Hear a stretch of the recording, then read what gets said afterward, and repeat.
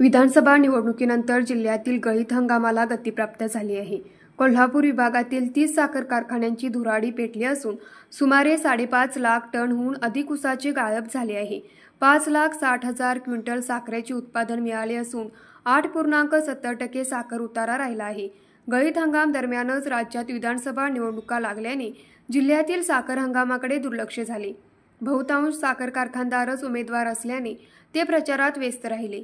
त्यामुळे कारखान्यांची धुराडी पेटली, पण गाळपाने गती घेतली नाही। कर्नाटक राज्यात साखर कारखाने सुरू झाले असून सीमा भागातील ऊस गाळप जोमात सुरू आहे। मात्र जिल्ह्यात अद्याप ऊस तोडणीला सुरुवात न झाल्याने शेतकऱ्यांचा जीव टांगणीला लागला आहे। विशेषतः पूरबाधित क्षेत्रातील ऊसाचे वेळेत गाळप होणे आवश्यक आहे। यंदा झालेल्या अतिवृष्टीमुळे सुमारे 40,000 हेक्टरवरील ऊसाला महापुराचा फटका बसला आहे। त्यामुळे पूरबाधित शेतकऱ्यांना वेळेत गाळप होणार का याची चिंता लागून राहिली आहे। कोल्हापूर विभागात 40 साखर कारखाने आहेत। यापैकी 30 कारखान्यांनी हंगाम सुरू केला आहे। जिल्ह्यात ऊसाला वाढ चांगली आहे। कोल्हापूर जिल्ह्यातील साखर कारखान्याकडे 1,40,000 हेक्टर तर सांगली जिल्ह्यात 1,37,000 हेक्टर ऊसाच्या नोंदी झाल्या आहेत।